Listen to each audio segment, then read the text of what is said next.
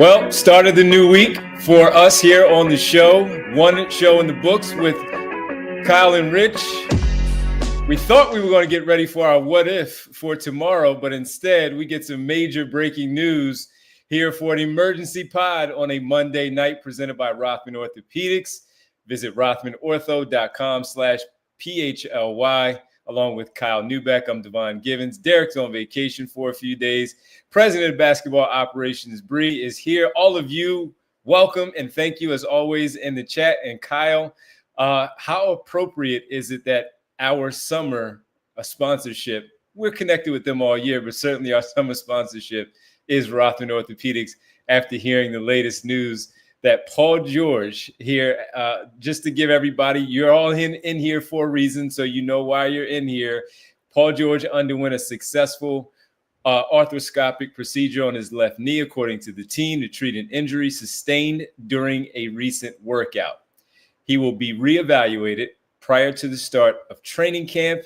He will now begin rehab as well, and that's where we are for Paul George. It is July. He doesn't really need to be on the floor until September, October for training camp. But Kyle, here we go again. Devon, it just never ends. We basically just scraped you and Bree off the tarmac and said, get in the studio, MFer. Another Sixers procedure has happened. Yeah. I would like to congratulate, first of all, Dr. Jonathan Glasgow, who now probably has enough money from Sixers surgeries to buy a condo at the top of One Liberty Place. Boy. Just like a huge bummer amongst a series of huge bummers over, an extended time period with this team. I can give you what I know right now or what I've heard right now. And then obviously this is going to evolve as we learn more. What I was told, and I shared this on social, is that this was a cleanup procedure. It did not involve any major ligaments. This was a result of a recent workout. This is not believed to be something that, was just lingering. And then all of a sudden, hey, middle of July, now it's time to get something done. He had an injury during a recent workout that led to this. Also, do not believe, from what I have heard, that this involves his meniscus. And so I presented this information to Devon before we started, and I said, I'm trying to figure out by process of elimination exactly what it is that happened here. I think the notable thing from the press release, right? Like, put all that out there, the reporting stuff. I think the notable thing is just that he will be reevaluated prior to the start of training camp.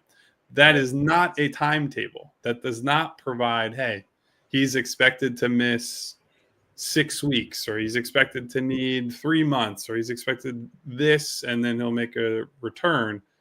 It's just simply, he had the procedure, and we'll give you another update before the start of training camp. So that leaves a lot of wiggle room depending on where this goes for the timetable to change or extend or shorten, whatever it might be. So obviously you have to hope for an optimistic prognosis after the initial rehab is done.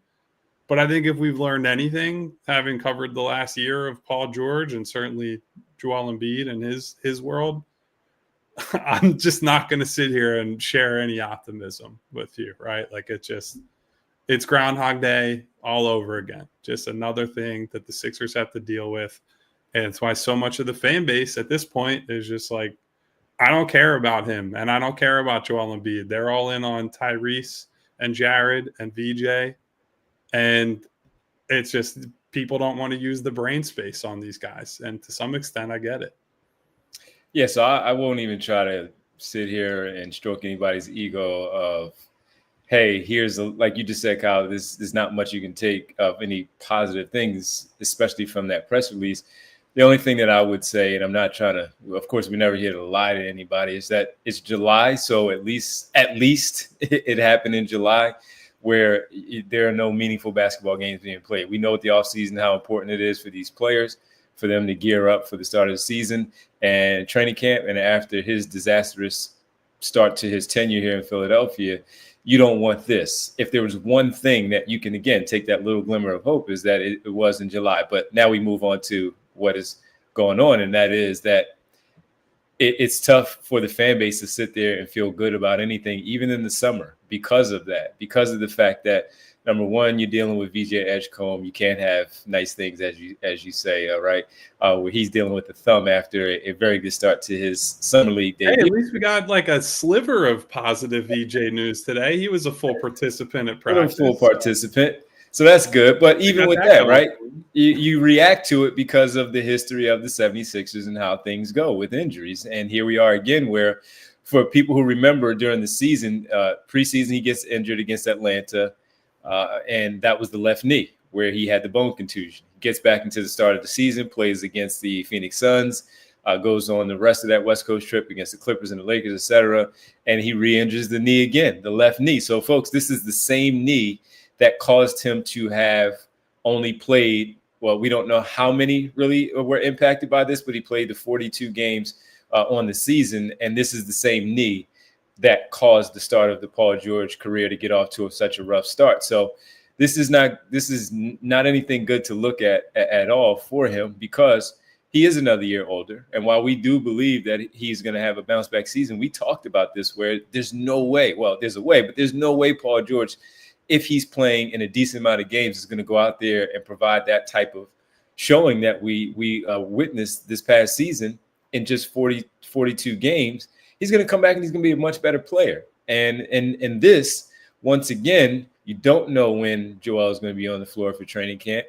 You have no idea now when Paul George is going to be out there. So as you pointed out, shifting towards Tyrese Maxey, Jarrett McCain, VJ Edgecombe,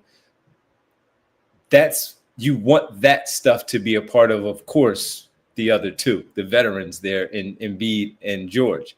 So this just flat out stinks. And while we don't want to overreact until, of course, we have more information, it's just the whole thing of the trail of it all from this organization and their players and how this continues to happen to them. And while we talk about the East being wide open, and you try to, again, find something to peel off of for this basketball team to say that this season is still worth it, then you get this. Now, we are months away until we start once again for training camp, but this is certainly not something that you wanted to hear, whether it was July, August, or September. You just didn't want to hear this once again for one of their key players. Yeah, and Devon, like, here's the thing, right? You say, we haven't expected Paul to have as bad of a season next year as this past season. But some of that belief rests on the idea that, all right, at least you hope that he goes into the year with a clean bill of health, right? You get the body right, you start fresh, and you don't have to juggle stuff like this going into the year. Now, maybe that still ends up being the case, but like, how many times have we seen it with not just our players, but players all over the league?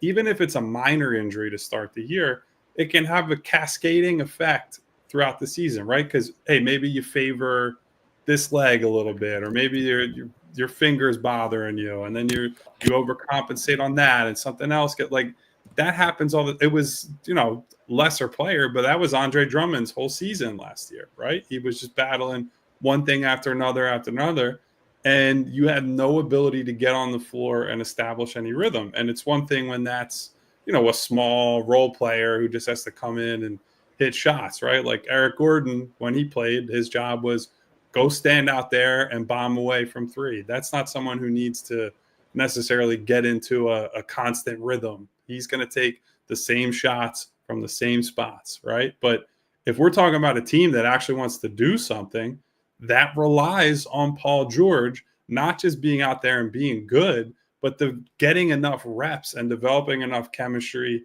with Tyrese Maxey and Joel Embiid and the rest of these guys, so that by the time we get to mid-April, by the time we get to early May, these guys have an actual two-way identity and are playing off of and with one another, not just like a bunch of names on a piece of paper that you say, well, there's a bunch of talent, right? Like, that's not how you win. So I think regardless of what we hear from here, like, this is just, it's bad for the Sixers. It's bad for their immediate future.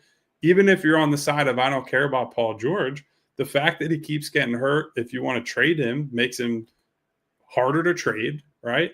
And as much as we were in on Paul George, the fit for the player, right? Like just does all the things you need that guy to do.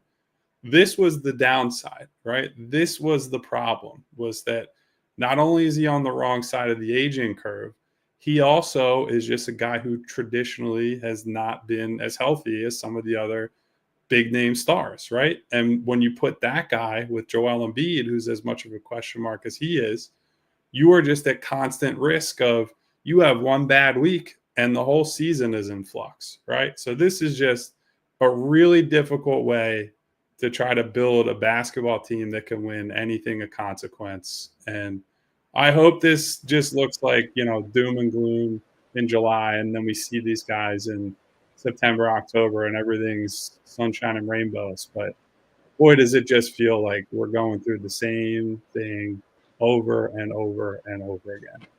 And just to run through it one more time to your point of the injury history with Paul George, we know about the 1 year where he ripped his leg up with Team USA. He only played 6 games in 14-15. When he did get back fully healthy, 15-16, he played 81 and 75. 75 was his last year with the Indiana Pacers. In the 3 years with OKC, 2 years with OKC, 79 and 77. After that with the Clippers, 48, 54, 31, 56, and the final season going into free agency before he signed with the Sixers, that was the outlier, Kyle, 74, where he played 74, 22.6 points per game, 5.2 rebounds, 3.5 assists. We know how he shot. All-star Paul George once again. And I said 42 earlier. I apologize. It was 41 with him. Tyrese Maxey is the one with 52 games on the book. So that's the history. And you to your point, we knew what they were getting themselves into, but they're in win now mode. They felt like, hey, if we can get him there and we can keep him healthy, keep him upright, we know he's going to miss some games, but it's all about when you get to the middle of April and hoping you can now push that all the way into June. And once again, we know what happened a season ago, and here we are right now in July where another procedure needs to be done for Paul George. And as I mentioned earlier about the fact that the East is wide open, the music lover jumped right in immediately and is absolutely right. Part of the reason why the East is wide open is because of the Sixers too, because of where they're supposed to be, where they were not last year, why they have VJ Edgecombe now, and where you hope that they wouldn't be dealing with once again going into this upcoming campaign. Let's get to some super chats here that we have a few. Of course, Skunk Riley says, does this mean he goes back to podcasting? Well, he's already done that, Skunk. Ironically enough, I was watching one of the clips for the newer shows with Baron Davis, and he was sitting there talking about whatever he was talking about, and then boom, we get this information about the knee. So Skunk, he's already back in podcasting mode, and I don't think that's going to stop. Yeah, no comment. As someone who talks way more about the Sixers than I should, I'm in no position to criticize anybody for podcasting. It'd be a little too much. Davon, a.k.a. Schoolboy Beats, throw the knee away and get a new one. Wish it was that easy. But I will submit that request or suggestion to Paul, Davon. Thank you. How about just go to Rothman? They'll get that for you, square that away for you. And our final one, Brian Pumper, pump it up. Even on the emergency pod, we get to pump it up. Super chat. Draft a guard. We have plenty of wings. We are fine. The 5-guard depth lineup is guaranteed to work with the 100 emoji. So here's the thing. You need to think about fit with these guys less than ever. If anything, this is confirmation you can't be drafting anybody based on how they fit because these guys are never going to play. Like that's in fact, like you're making a joke, and this is the bit that we've been hearing for forever. This is exactly why you take a guard if you believe the guard is the best player at 3, because who the hell knows what's going to happen with these guys? We probably do know. They'll probably keep getting hurt like they have been getting hurt. So in that case, you're not drafting somebody so they can be a starter next to Joel Embiid and Paul George. You're drafting somebody because you think they can be the anchor of the franchise alongside Tyrese Maxey 5 years from now. Yep. Absolutely. All right, folks, emergency podcast on July 14th for yet another Sixers surgery. No timeline, especially, but reevaluated before training camp, which is months away at this point. So we have no idea. Folks, want to remind everybody, number one, if you were unable to catch up with the show earlier today at 3 p.m., Kyle and Rich took care of all of that, and it's ready to go for you all. Go check it out once again on our YouTube page and go rewatch the show if you did not, to hear what Daryl Morey had to say. I'm sure Paul George came up in that conversation, everybody, somewhere along the way. So go check that out. Also, make sure you also follow through with all the content that we had on allphly.com from the written side that Kyle and Derek have for you, and some videos that we also did, some one-on-ones with the players out in Las Vegas and others while we were out there in Las Vegas. So stay tuned for all of those. You can check those out once again on our YouTube page, our shorts, some long form videos that we had as well. We try to do some service out there, everybody, and we hope we got the right people, the right conversations, the right information out of all of that for you. And this week is What If Week at the PHLY network across all the sports. So stay tuned for all of that. We had some Phillies today. I saw top number 10 was Cliff Lee. And how the hell did that happen? Kyle, I still don't know why he was sent to Seattle in that trade. It still doesn't make any sense. But Tyler broke it all down, everybody. Go check that out. Tomorrow we have more. I think we might be having one for our show tomorrow. So stay tuned for that. At 7 p.m. even. Devon. 7 p.m., everybody. So it's a big deal. So 7 p.m. We'll bring everybody our what ifs for the Philadelphia 76ers, and we'll continue to do so all week long. So we thank everybody for hanging out with us for this emergency pod. It sucks to be talking about this once again, but we all come together to vent about this as a community like we always do. We want to thank as always appropriate, our presenting sponsor for this emergency pod and the Summer Sixers in general, Rothman Orthopedics. Visit rothmanortho.com/PHLY to learn more. Set your appointment today. Maybe you want to go get Paul George a new knee. Call Rothman about it and see how they can go about that with Rothman Orthopedics and figure it all out. So for Kyle and Bree, I'm Devon. We'll talk to you guys tomorrow. Remember, 7 p.m. special time tomorrow for our What If for the Philadelphia 76ers. Enjoy the rest of your night, everybody. We'll talk to you tomorrow. We all silly like the mayor.